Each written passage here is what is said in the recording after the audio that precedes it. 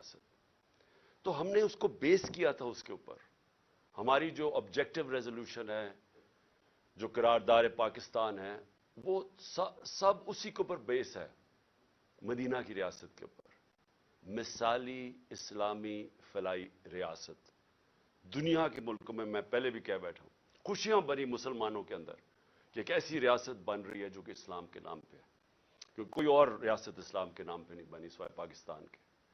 تو میں جو ویژن ہے وہ صرف پہلے آپ کو 2-3 جملوں میں ہی بتا دوں کہ جو بنیاد رکھی جاتی ہے مدینہ کی ریاست کی میرے نبی صلی اللہ علیہ وسلم نے, وہ تھی عدل اور انصاف پہ.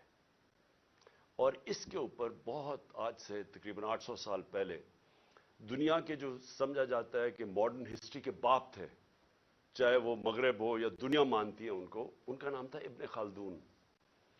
وہ اپنی کامنٹریز میں لکھتے ہیں کہ اگر اسٹیٹ کے اوپر وہ اپنا سارا تجزیہ نکالتے ہیں کہ اگر ایک ریاست کے اندر عدل اور انصاف نہ ہو, وہاں خوشحالی نہیں آ سکتی. یہ آج سے 800 سال پہلے لکھتے ہیں کہ بنیادی چیز خوشحالی کے لیے, غربت کم کرنے کے لیے عدل اور انصاف ہے.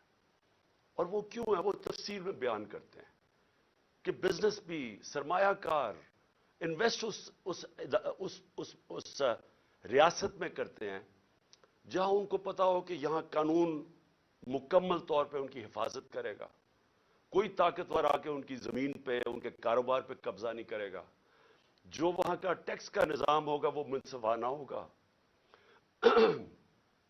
ان کو کوئی یہ خوف نہیں ہوگا کہ آتے ساتھ ہی کوئی قبضہ گروپ ان کی جگہ پہ قبضہ کر لے گا, کیونکہ وہ انصاف ہوگا. جدھر انصاف ہے وہ قبضہ گروپ نہیں ہے, جدھر انصاف ہے وہ ظلم نہیں ہے, جدھر انصاف ہے وہ NRO نہیں ہے. وہ بڑے لوگ چوری نہیں کر کے معاف نہیں کروا سکتے, کیونکہ قانون کے سامنے سب ایک برابر ہے. تو یہ جب مدینہ کی ریاست کی بنیاد رکھی گئی عدل اور انصاف پہ, تو یہ یاد رکھیں کہ وہ اس وقت بڑے برے حالات تھے, خوشحالی بعد میں آئی, پہلے انصاف آیا. تو آج میں اس لیے اس کے اوپر بات کرنا چاہتا ہوں کہ ہم اس ویژن سے اتنا دور جا رہے ہیں کہ مجھے خوف آ رہا ہے کہ ہم بچیں گے بھی یا نہیں بحیثیت قوم. ایک انگریزی کی سٹیٹمنٹ ہے, نیشنز وداؤٹ اے ویژن ڈائی. قوم جو اپنے نظریے سے ہٹ جاتی ہے وہ مر جاتی ہے. تو یہ میں آپ کے لیے یہ باتیں اس لیے رکھ رہا ہوں کیونکہ جب سے یہ ایک سازش کے تحت اس ملک کے مجرموں کی حکومت ہمارے اوپر نافذ کی گئی, ذرا ملک کے حالات دیکھ لیں کہ کدھر سے کدھر پہنچ چکے. اور میں اس لیے یہ آپ کے لیے کہہ رہا ہوں کیونکہ اب جس طرف آپ جا رہے ہیں میں آخر میں ادھر آؤں گا کہ اگر ہم بحیثیت قوم, میں اپنی ساری قوم کو, پارٹی کو نہیں کہہ رہا, قوم کو کہہ رہا ہوں کہ اگر آج ہم نہیں جاگیں گے اور ہم جد و جہد نہیں کریں گے, ہم سب ذمہ دار ہوں گے جس طرف اب ہم جس رخ پہ نکل چکی ہے. سب سے پہلے معیشت آ جائے. دیکھیں معیشت جو ہے نا, اس کے اوپر بھی ایک بڑا ضروری ہے, میں جو شروع میں بات کی کہ ادھر بھی انصاف چاہیے ہوتا ہے, رول آف لا چاہیے ہوتا ہے, سرٹنٹی چاہیے ہوتی ہے. لوگوں کو یہ, جب تک مجھے یہ اعتماد نہیں ہوگا کہ آج جو میں یہ فیکٹری بنا رہا ہوں, میں دکان بنا رہا ہوں, میں پیسے لگا رہا ہوں, اپنی محنت کے سرمایہ کاری کر رہا ہوں, جب تک مجھے یہ نہیں پتا چلے گا کہ یہ آگے بھی یہی سسٹم رہے گا, جب تک مجھے یہ اعتماد نہیں ہوگا کہ یہ قانون نہیں ایک دم بدل جائے گا, یہ اب سسٹم چلے گا, تب تک میں پیسے نہیں لگاؤں گا. بلکہ وہ یہ چھوڑیں کہ میں ملک میں نہیں لگاؤں گا, باہر سے بھی نہ کوئی پیسے لے کے آئے گا ملک کے اندر سرمایہ کاری کرنے کے لیے, اور اندر سے بھی آپ کے ہمارے جو سرمایہ کار ہے وہ کسی اور ملک میں جا کے پیسے لگائیں گے.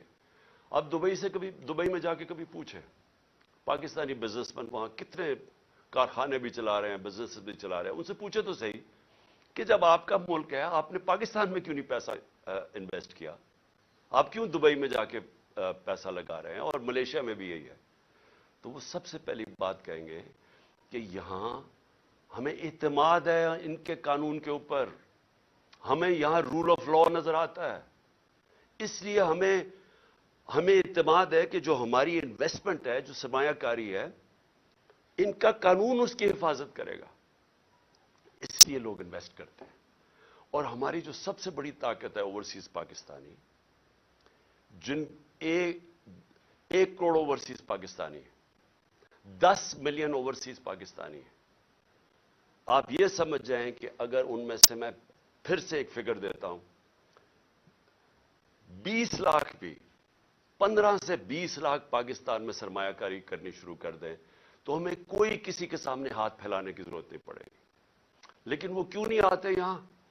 کیونکہ ان کو اعتماد ہی نہیں ہمارے انصاف کے نظام میں، بلکہ جو آئے تھے ہمارے دور میں، جو آئے تھے وہ سوچ رہے ہیں ملک چھوڑ کے جانے کا۔ اور وہ کیوں میں صرف 3-4 موٹی، زیادہ میں نے اور چیزوں پہ بات کرنی ہے، تو میں صرف آپ کو معیشت کے اوپر صرف فگرز دے دوں۔ جس دن ووٹ آف نو کانفیڈنس ہمارے خلاف سازش کے تحت کیا گیا تو ڈالر پاکستان میں 178 روپے کا تھا، 178 روپے کا ڈالر تھا جب vote of no confidence assembly میں دائر کیا گیا۔ آج ابھی 9 مہینے ہوئے ہیں، آج پاکستان کے اندر ڈالر 100 روپیہ مہنگا ہو چکا ہے۔ صرف اب 1 ہفتے کے اندر 50 روپیہ ڈالر مہنگا ہوا ہے۔ ہمارے 3 سال 8 مہینے کے اندر 55 روپیہ ڈالر مہنگا ہوا، یہاں صرف 1 ہفتے کے اندر 50 روپے ڈالر مہنگا ہوا ہے۔ میں کیوں ڈالر کا آپ کو بتا رہا ہوں کہ اس کے بہت بڑے اب آگے جا کے اس کے اثرات پڑنے لگے ہیں عام لوگوں کے اوپر۔ آپ جو سن رہے ہیں، آپ سب کے اوپر اب اس کے اثرات آنے لگے ہیں کہ یہ آ چکے ہیں، مہنگائی آ چکی ہے۔ ابھی بھی جو مہنگائی ہے 50 سال میں پاکستان کی تاریخ میں سب سے زیادہ مہنگائی ہے۔ اس وقت جو عام انسان چیزیں خریدتا ہے، سب سے جو بنیادی چیز ہے وہ آٹا ہے، وہ 60 روپے کلو سے پہنچ گیا ہے 150 روپے پہ۔ یہ عام آدمی کھاتا ہے۔ اس کے علاوہ گھی کدھر سے کدھر گیا ہے، اور جو لوگ بجلی استعمال کرتے ہیں، گیس کرتے ہیں، یہ سب مہنگی ہوئی اور مزید اور مہنگی ہونے جا رہی ہیں۔ جیسے جیسے روپیہ گرے گا، جو چیز ہم باہر سے خریدتے ہیں، جس میں جدھر بھی امپورٹ شامل ہے، وہ سب مہنگی ہوتی جا رہی ہیں اور ہوں گی آگے جا کے۔ تو اس کے ابھی پورے اثرات آئے نہیں ہیں، آنے والے ہیں۔ تو یہ کیسے کون سی قیامت آئی تھی کہ پاکستان کے اندر اس طرح کی معیشت ڈوبنے کے اوپر کھڑی ہے؟ کیا ہوا؟ تیل کا ہی کہتے ہیں نا، اثر ہم تیل امپورٹ کرتے ہیں، تیل جب مہنگا ہوتا ہے، بجلی مہنگی، اس کا سارا اثر پڑ جاتا ہے ٹرانسپورٹ پہ، ہر چیز پہ، اور جب وہ ہر انسان کو افیکٹ کرتی ہے۔ تو تیل پھر سے میں بتا دوں کہ ہمارے دور میں 110 سے 115 ڈالر بیرل پہ گیا تھا، آج پہلے 75 ڈالر پہ چلا گیا تھا، نیچے گر کے اب کوئی 85 ڈالر کے اوپر تیل ہے بیرل۔ تو کس وجہ سے یہ ایک دم یہ جو طوفان آ گیا مہنگائی کا، اور ہر چیز مہنگی اور روپے پہ پریشر؟ آج پاکستان کے ریزروز ادھر پہنچ گئے ہیں جدھر ہم نے جب ایٹمی دھماکہ کیا تھا تو اس سے بھی نیچے پہنچ گئے ہیں۔ تو جو ریزروز، اگر آپ اس کا مطلب یہ کہ جب آپ کے ریزروز گرتے ہیں تو روپے پہ پریشر پڑ رہا ہے، اور جب ریزروز گرتے ہیں اس سے بھی خوفناک چیز جو ہم سارے پاکستانیوں کو تشویش ہوگی سن کے کہ ہماری سیکیورٹی پہ اس کا ایفیکٹ جاتا ہے۔ ہندوستان کے ریزروز کچھ پتہ نہیں 550 ارب ہے، 550 ارب ڈالر ہے، ہمارے 3 ارب ڈالر سے بھی نیچے گر گئے ہیں۔ تو کہاں 550 ارب ڈالر اور کہاں 3 ڈالر سے نیچے گرنے کا؟ صرف آپ کو اگر کبھی آپ کو دل کے اوپر اگر تکلیف پہنچانی ہے تو ہندوستان کی چینلز دیکھیں آج کل وہ کس طرح پاکستان کا نام لے رہی ہیں کہ یہ صرف 9 مہینے کے اندر ملک کدھر سے کدھر پہنچ گیا۔ اب میں جو یہ امپورٹڈ گورنمنٹ کے imported finance minister Ishaq Dar, پہلے تو انہوں نے بڑی بڑکیں ماری کہ 200 سے میں نیچے ڈالر کروں گا، پھر آئی ایم ایف کو انہوں نے دھمکیاں دی، پھر موڈیز جو ریٹنگ ایجنسیز ہے اس کو دھمکیاں دی، اور آج اپنے گھٹنے ٹیک لیے ہیں، اور آج کہہ رہے ہیں کہ جی کرتا تو سب کچھ اللہ ہے، اس کی مرضی کے بغیر تو کچھ نہیں ہوتا، لیکن اللہ نے بھی کوئی کنڈیشنز لگائی ہوئی ہیں کہ میں تب تمہاری مدد کرتا ہوں تب تم یہ چیزیں کرو، اور اس کے بعد خیرات کے اوپر آ گئے ہیں کہ خیراتی اداروں کو کہیں گے کہ وہ آ کے مدد کریں پاکستان کی۔ اس کا مطلب کوئی روڈ میپ، کوئی سلوشن نہیں ہے، کوئی آگے راستہ نہیں ہے، ان کو کوئی پتہ نہیں ہے کہ اب یہاں سے آگے جانا کیسے۔ اور میں آپ کو پیشن گوئی کرتا ہوں کہ یہ اور یہ جو امپورٹڈ سارے لوگ مسلط کیے گئے یہ بھاگنے کی بھی تیاری کر رہے ہوں گے، ان کا سٹیٹ پاکستان میں نہیں ہے۔ اسحاق ڈار کی اور ان کے بچوں کی ذرا پراپرٹیز دیکھیں اور ان کے پیسے باہر کتنے پڑے، ان کا جو ماسٹر ہے نواز شریف، اس کی ذرا رہن سہن لنڈن میں دیکھیں کتنا ہے، آصف زرداری کی کتنی پراپرٹیز باہر پڑی ہوئی ہیں، یہ سب کو پتہ ہے، ہماری ایجنسیز کو پتہ ہے، جو آج لوگ ان کی مدد کر رہے ہیں، جو ہینڈلرز پیچھے سے بیٹھ کے، ان سب کو پتہ ہے کہ ان کی پراپرٹیز کتنی باہر پڑی ہیں، کتنا پیسہ اس ملک کا چوری کر کے گئے۔ تو آج یہ کہہ رہے ہیں کہ خیرات پہ پاکستان، یعنی کہ بیرون ملک لوگ پیسہ خیرات کے اوپر پاکستان دے اور اپنا پیسہ باہر رکھا ہوا ہے، کون ان کو پیسہ دے گا؟ تو اس کا مطلب ان کے پاس کوئی روڈ میپ نہیں ہے۔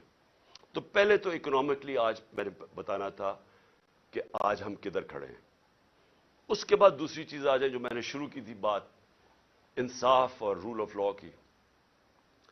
جو آج ہمارے بنیادی حقوق، فنڈامنٹل رائٹس، جس طرح ان کو مسترد کیا گیا، جس طرح ان کی وائلیشن کی گئی اس جب سے یہ امپورٹڈ حکومت ہمارے اوپر بیٹھی ہے، میں پھر سے ریپیٹ کرتا ہوں، جنرل مشرف کے مارشل لا میں اپوزیشن میں تھا، مجھے جیل میں ڈالا گیا، لیکن میں آپ کو یقین دلاتا ہوں کہ اس طرح کا کبھی ہم نے ایسا ظلم نہیں دیکھا جو انہوں نے کیا۔ میں صرف نام لکھے ہوئے ہیں کہ جو انہوں نے ہمارے ساتھ کیا۔ ڈاکٹر شہباز گل،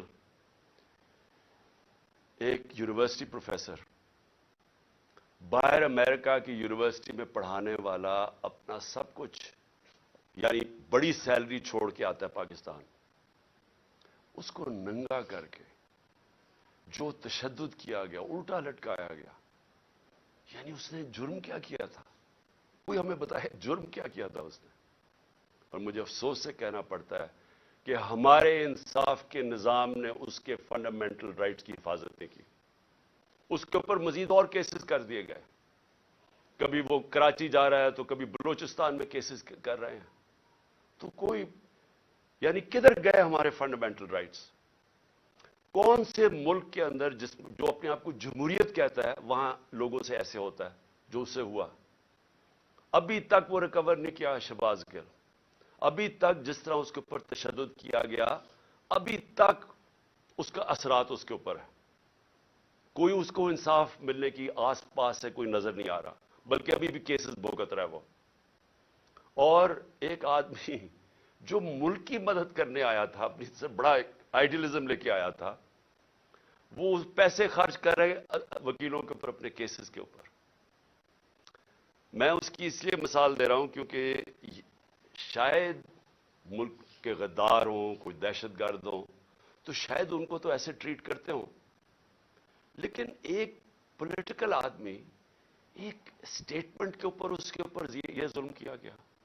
پھر جو اے آر وائی کا جو اس وقت جو ٹی وی چینل کا اس بیچارے کا جو نیوز ایڈیٹر ہے، اس کو کوئی کام ہی نہیں تھا، اس کو رات کے 3 بجے اٹھا کے لے گئے۔ مجھے ایک نہیں سمجھ آتی کہ یہ رات کے 3 بجے کیوں اٹھانے آتے ہیں؟ کیوں یہ کیا ایک مہذب معاشرے میں وارنٹ نکلتی ہے، آپ گھر پہ جا کے وارنٹ ڈیلیور کریں اور آپ اٹھا لیں ان کو، لیکن صبح کے 3 بجے جا کے سارے گھر میں اندر دروازے توڑ کے اندر گھس جاتے ہیں، وہاں جا کے ان کی عورتیں ہیں، بچے ہیں، ان کے سامنے یہ ظلم کر رہے ہیں۔ یہ جو اے آر وائی کے جو نیوز ایڈیٹر، ان کے بچوں کے اوپر ابھی تک اثر رہا ہے کہ جو انہوں نے اس طرح کیا۔ 25 مئی کو جو انہوں نے ہمارے ساتھ کیا، 25 मई को लोगों के घरों में घुसे, 3-3 बजे तक रात के लोगों के घरों में गए, वहां इसी तरह दरवाजे तोड़ के गए। एक जो मेजर साहब थे, उनके घर में जब दरवाजा तोड़ के गए तो उन्होंने गोली चलाई। किसी को क्या पता कि डाकू आ गया, कौन आ गया रात को, तो वो बेचारा सिपाही बेचारा ऐसे मारा गया बीच में। जिम्मेदारी उनकी थी जिन्होंने ऑर्डर किया, और उसको उठा के ले गए और उसको फिर उसके ऊपर तशद्दुद किया। उसके बेटा, उसका कोई कसूर ही नहीं था। वो कह रहे हैं मेजर साहब कि मैंने गोली चलाई है। उसके बेटे को ले गया और उस जो बेटे के ऊपर तशद्दुद किया, कितने महीने रख के, किधर गए फंडामेंटल राइट्स? और उसके बाद आजम स्वाति सेनेटर, बाहर पैसे उसने जाके पेट्रोल पंप के ऊपर अमेरिका में काम झाड़ू दे के अपनी बिजनेस बनाई, पैसा बनाया, और वही आइडियलिज्म लेके वो पैसा सब अपना पाकिस्तान भी ले, पाकिस्तान भी आ गए, सेनेटर बन गए एक ट्वीट के ऊपर। और ट्वीट इतनी सच्ची ट्वीट है कि बाजवा को कह रहे हैं कि आपने NRO 2 दिया, सारी कौम कहती है उसने दिया, इसमें तो कोई शक नहीं है। उसके ऊपर जो तशद्दुद किया गया, बच्चों के पोते और पोतियों के सामने सुबह के 3 बजे घुस के उसको पहले मारा, फिर हवाले किया गया नामालूम अफराद के जिनका नाम भी उन्होंने लिया है, और उनको उसके ऊपर नंगा करके फिर तशद्दुद किया। फिर एक गंदी वीडियो बना के बीवी को घर दे दी, बीवी और बेटी को। यानी ये कौन सी बनाना रिपब्लिक में, किधर गए फंडामेंटल राइट्स? फिर आगे आ जाए फौज चौधरी, फिर सुबह के 3-4 बजे पहुंच गए घर, उधर से फिर उठाया, हथकड़ियां लगाई, ऊपर कपड़ा। यानी ये कोई दहशतगर्द था क्या था? उसको फिर फराया चारों तरफ, और जो उससे किया, छोटी बेटियां वो ट्रॉमेटाइज्ड, बेटियों के ऊपर असरात अभी तक। फिर शंदाना गुलजार, क्या उसने शंदाना ने किया कि उसको दहशतगर्द बना दिया? ये जमहूरियत है आपकी, आप अगर कोई बयान देता है उसको मुस्तरद कर दें। ये कैसे हो गया कि उसके बयान के ऊपर उसको दहशतगर्द बना दिया, उसके ऊपर केस कर दिया दहशतगर्दी का? फिर शेख रशीद को पहले, और फवाद चौधरी को हाई कोर्ट 4 दफा हाई कोर्ट ने आईजी को कहा कि मेरे सामने फवाद को लेके आओ। आईजी ने कोई परवाह नहीं की, कहीं और से ऑर्डर मिल रहे थे, कोई फिक्र नहीं की उन्होंने। और फिर शेख रशीद बेल दे देती है अदालत, इस्लामाबाद हाई कोर्ट, और केसेस डाल के उसके ऊपर केसेस पे केसेस बनाए जा रहे हैं और उसको रखा हुआ है। एक कितनी दफा शेख रशीद मिनिस्टर बन चुके हैं, उम्र उनकी 75 साल है, रात को हथकड़ियां बांध के उनको कमरे में रखा है, उनके ऊपर कपड़ा डाला रखा है। यानी ये मैं अपने इंसाफ के निजाम को आज पूछ रहा हूं, किधर गए हमारे फंडामेंटल राइट्स? और फिर मैं गिनाना चाहता हूं, इमरान रियाज को उठाया। हर वो आदमी जो रजीम चेंज के जो सहाफी खिलाफ है, हर उस आदमी को सिंगल आउट किया इन्होंने। हर उस आदमी के ऊपर, जिस तरह इमरान रियाज को ये दूसरी दफा उठा के लेके गए थे, अरशद शरीफ की जो सारे इस मुल्क के लिए सबसे दर्दनाक कहानी है सहाफियों की तारीख में, जो उससे किया गया, मुल्क से बाहर फिर कत्ल किया गया, उसको शहीद किया गया। एयाज अमीर, समी इब्राहिम, गुलाम हुसैन, जो लोग रजीम चेंज के खिलाफ लिखते थे, तनकीद करते थे, उन सारों को बारी बारी कहीं ना कहीं उनको डराया, धमकाया, उठाया गया। सोशल मीडिया के हमारे लड़के, उन्होंने मुझे ऐसी ऐसी कहानियां सुनाई जो हमारे नहीं भी थे, उन्होंने लोगों ने आके बताया है, जो वैसे सोशल मीडिया पे जो तनकीद कर रहे थे, उनको रातों को उठाया, उनको भी लेके गए, कहीं को नंगा किया, वही एक स्टैंडर्ड चीज थी। खालिद गुजर हमारे MNA के कैंडिडेट है, उनके भाई शबीर गुजर MPA रह चुके हैं। कल रात उनके ऊपर पुलिस पहुंच के उनके गांव के ऊपर सराउंड कर दिया, गाड़ियां तोड़ी वहां। फरोख हबीब, उसके ऊपर डकैती का केस डाल दिया। मेरे ऊपर अब मैं अपने 60 FIR है मेरे ऊपर। और जो सबसे हैरान کن چیز یہ ہے کہ اگر میں ایکس پرائم منسٹر ہوں اپنی ایف آئی آر نہیں کٹوا سکا اور اس کے بعد جو جے آئی ٹی بنی تھی جو چیزیں نکال رہی تھی جس میں واضح ہو گیا کہ اور وہ لوگ شامل تھے جن کو میں نے 3 نام جو نامزد کیے تھے کہ جو ایف آئی آر میں وہ واضح ہو گیا کہ وہ اس کے پیچھے ہے نہ وہ پھر سے میں کہتا ہوں کہ جو ڈی پی او گجرات نہ وہ اپنا فون دینے کے لیے تیار تھا اس کو بھی کہیں سے حکم آ رہا تھا نہ سی ٹی ڈی کے اندر وہ جو ایس پی تھا نہ وہ تیار تھا اپنا فون جس پہ اس نے وہ جو دوسری ویڈیو بنائی تھی وہ جو شوٹر تھا نوید یا ندیم نہ انہوں نے دیا نہ انہوں نے کوآپریٹ کیا لیکن جو رپورٹ درج کروائی گئی عدالت نے جے آئی ٹی نے عدالت میں جو رپورٹ درج کروائی اس کے اندر یہ چیز واضح ہو گئی کہ 3 شوٹر تھے ایک نہیں تھا تو دینی انتہا پسند کا سارا ختم ہو گیا کیس لیکن جو سی ٹی ڈی کے اندر جب اس کو نوید کو اٹھا کے سی ٹی ڈی لے کے گئی تو وہ 5 نامعلوم افراد تھے کیا کام تھا ان کو سی ٹی ڈی پہ تو کیا اگر کسی میں کوئی شک ہے تو اب یہ شک ہٹ جانا چاہیے کہ یہ جن لوگوں نے کروایا تھا ان کا کام میری حفاظت کرنا تھا انہوں نے یہ کروایا سب کچھ اور اس لیے وہ کور اپ کر رہے ہیں کیئر گورنمنٹ کیسے ہو سکتی ہے کہ جے آئی ٹی کی جو پنجاب گورنمنٹ نے نوٹیفائی کی ہوئی جے آئی ٹی اس کو بند کر دیا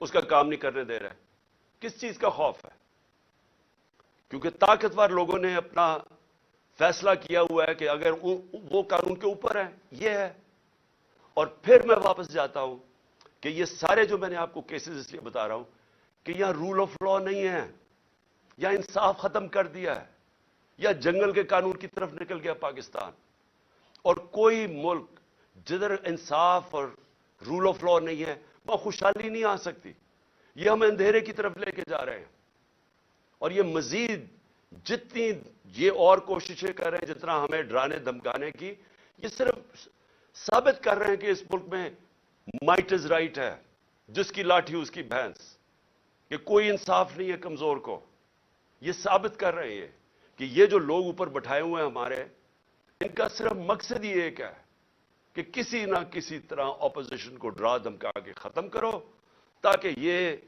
ختم ہو جائے تو پھر وہ جو میں جس کا نام 12th مین بھی رکھا ہوا ہے وہ لڑنے سے بھاگا آئے جب وہ سمجھ جائے کہ اب گراؤنڈ تیار ہو گئی ہے تو تب وہ آ کے الیکشن جیت کے تو کہے جی دیکھیں بہت بڑا مارکا مارا ہے یہ صرف گیم پلان ہے لیکن جو تیسرا میرا پوائنٹ ہے کہ جو پولیٹیکل اس وقت جو ہمارے ملک میں پولیٹیکل انسرٹنٹی ہے جس کی وجہ سے کبھی بھی معیشت ہماری کبھی بھی وہ استحکام اس میں نہیں آ سکتا جب تک آپ پولیٹیکل سٹیبلٹی نہ لے کے آئیں تو ہم نے جب فیصلہ کیا میں نے فیصلہ کیا کہ ہم اپنی 2 گورنمنٹس کو ڈیزالو کرتے ہیں پختونخوا اور پنجاب کو تو اس کے پیچھے اپنا ملک کا سوچ رہا تھا کہ میں نے سوچا کہ اگر ہم آئین کہتا ہے کہ جیسے ہم اپنی گورنمنٹ ڈیزالو کرتے ہیں جو گورنر ہے اس نے 90 دن کے اندر الیکشن کی ڈیٹ دینی ہے یہ پاکستان کا آئین ہے میں نے وہ آئین سوچ کے اپنی گورنمنٹس کو ڈیزالو کیا تھا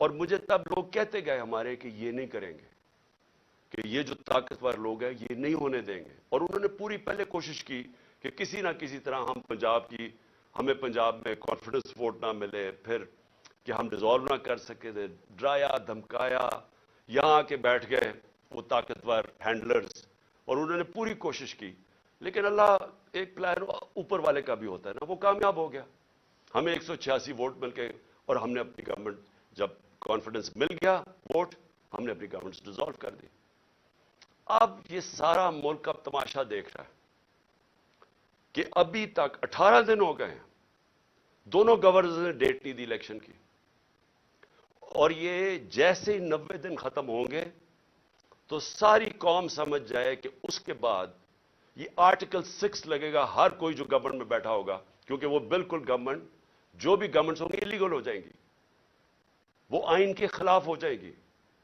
اور جو بھی یہ کوشش کر رہا ہے کہ کسی طرح اس کو آگے کھینچا جائے اور وہ ہمیں پتہ ہے کون کوشش کر رہے ہیں ایک تو یہ جو जो इंपोर्टेड डाकू बैठे हुए हैं हमारे ऊपर, ये खौफजदा इलेक्शन से, इनको पता है कि इलेक्शन में ये जीत नहीं सकते, और उन्होंने तैयारी की हुई थी कि जितना टाइम गुजरता रहेगा उसके अंदर यही हरबे इस्तेमाल करके हमें कमजोर करते जाएंगे, FIRs काटते जाएंगे। इमरान खान की जेल की प्लान किया हुआ है कि उसको जेल में डालेंगे, और फिर हमारे जो सीनियर लोग हैं उनको इसी तरह हरासा करते जाएंगे, जो बोलने वाला होगा उसका मुंह बंद करने की कोशिश करेंगे। तो ये इनका प्लान था कि ये आहिस्ता आहिस्ता जब बिल्कुल हम कमजोर हो जाएंगे तो तब फिर ये इलेक्शन की कोई डेट देंगे। लेकिन हमने ये जो अपनी गवर्नमेंट डिसॉल्व करके अब जो सारा पाकिस्तान आज पाकिस्तान की अदलिया की तरफ देख रहा है, और मैं ये उम्मीद रखता हूं कि हमारी अदलिया आइन के साथ खड़ी होगी, क्योंकि अगर ये 90 दिन से ऊपर जाता है तो ये पाकिस्तान के आइन नहीं, पाकिस्तान के रूल ऑफ लॉ नहीं, ये सारी पाकिस्तान की जमहूरियत उस वक्त खत्म हो जाती है। इसका मतलब जमहूरियत नहीं है यहां, क्योंकि जमहूरियत तो चलती है आइन के ऊपर। तो लिहाजा ये सब अब सारा कौम तमाशा देख रही है कि क्या 90 दिन में इलेक्शन होगा या नहीं होगा। मैं अभी आपको कह रहा हूं कि ये जो इंपोर्टेड हुकूमत है, ये इतनी खौफजदा इलेक्शन है, क्योंकि इन्होंने पूरी कोशिश की सबको मिला के, जो 16 जुलाई को इलेक्शन हुए थे, बाय इलेक्शंस पंजाब में, उसके बावजूद हार गए। फिर उसके बाद सारी जमातें एक टिकट पे लड़ी, फिर हार गई, वो जो अगला अक्टूबर में इलेक्शन हुआ था। तो ये डरे हुए इलेक्शन से, तो ये इलेक्शन से डरे हुए हैं, मुल्क तबाही की तरफ लेके जा रहे हैं। रोड मैप है कोई नहीं, कोई चीज कंट्रोल में इनके नहीं है, सिर्फ और सिर्फ इस डर से कि इलेक्शन ना हार जाए। इनको कोई फिक्र नहीं है कि मुल्क बर्बाद हो जाए, क्योंकि इनके पैसे बाहर पड़े हुए हैं, इनका पाकिस्तान में स्टेक ही कोई नहीं है। इन्होंने फिर से मैं कह रहा हूं, ये फिर बाहर भागेंगे। लेकिन इस जो मुल्क में रहने वाले लोग हैं, उन सबको तो सोचना चाहिए ना कि हम किधर जा रहे हैं, और उनको फिक्र करनी चाहिए, हम सबको फिक्र करनी चाहिए कि अगर ये मुल्क नहीं है तो हम नहीं है।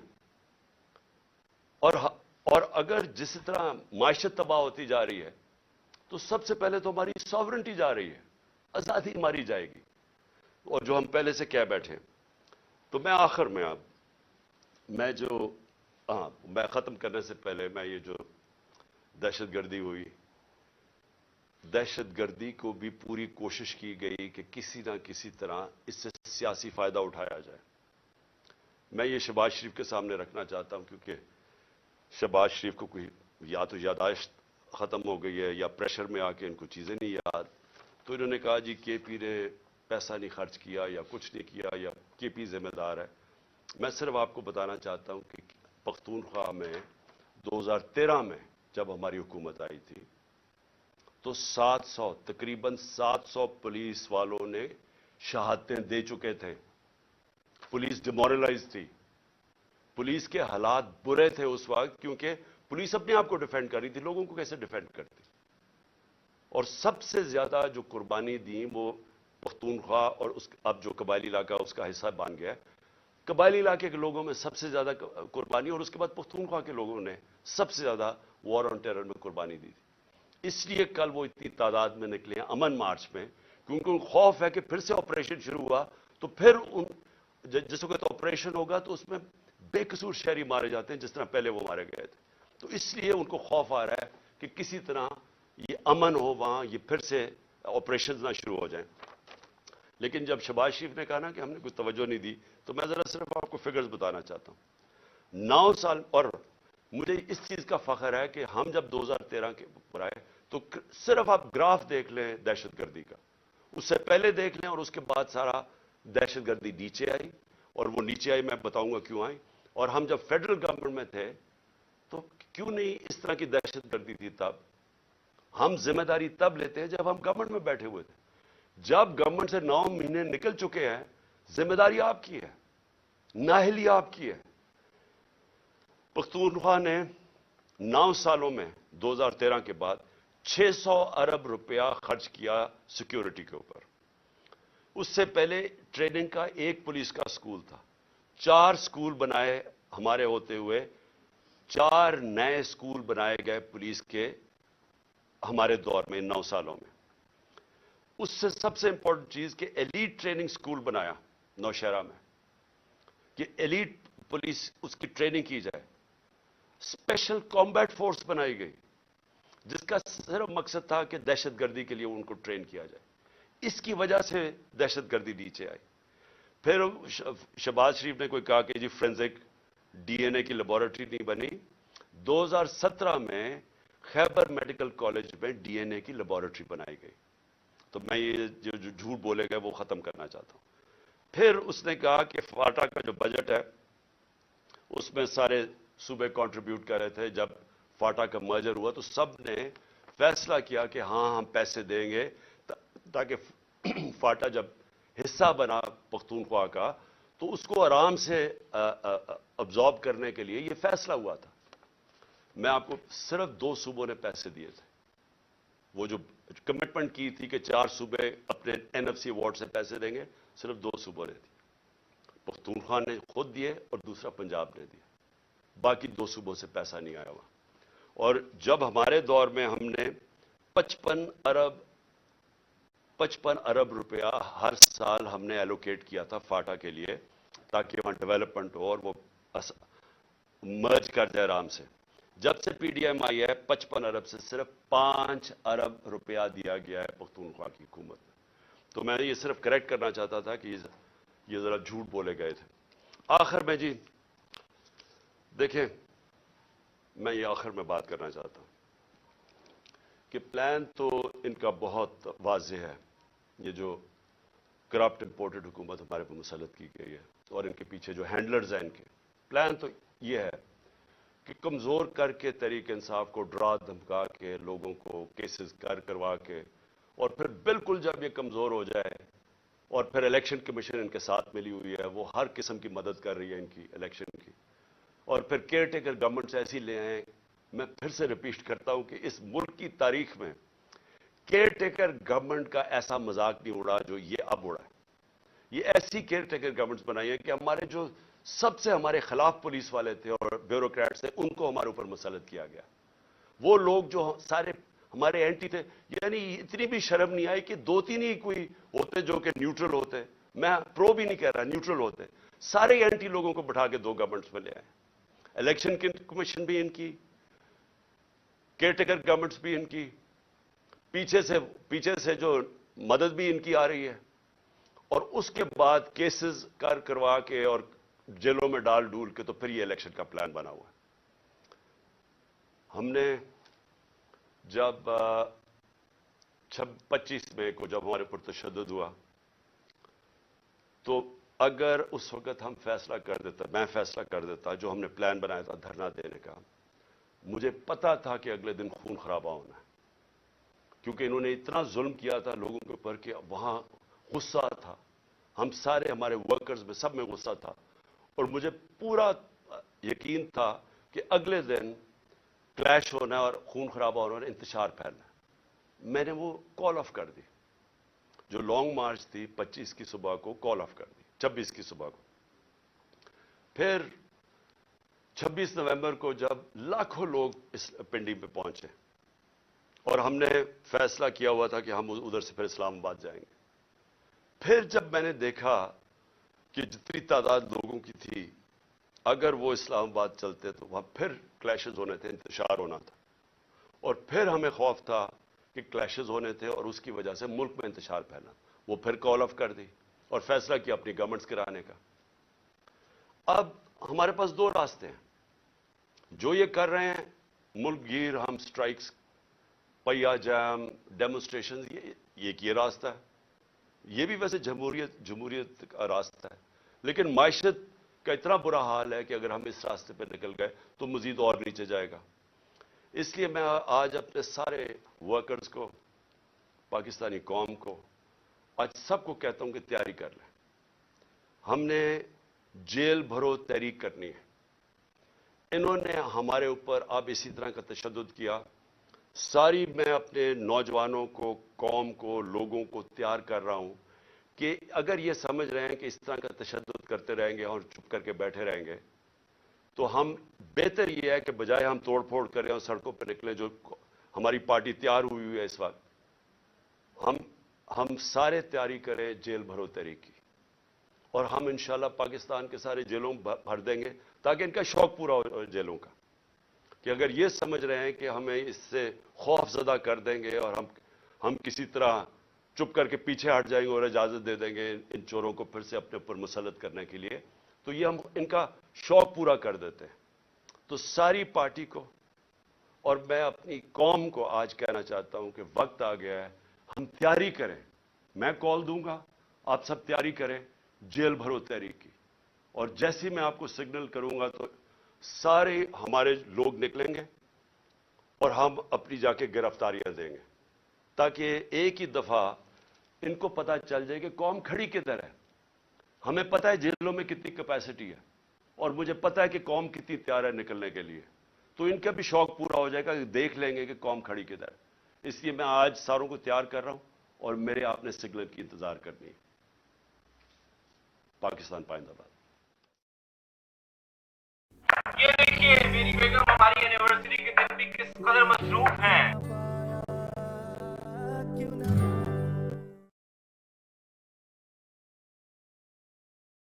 السلام علیکم ناظرین، آپ دیکھ رہے ہیں پروگرام کاش عباسی کے ساتھ فواد چودھری صاحب موجود ہیں میرے ساتھ، نئے باہر ہیں۔ فواد صاحب، آئی ہوپ آپ کا اسٹے اچھا تھا وہاں۔ اسٹے کیا اچھا ہونا ہے، بس جیسا تھا ویسے ہی تھا۔ تکلیف تو ہوتی ہے بندے کو، بٹ ٹھیک ہے، once it's over it's over. پہلی دفعہ آپ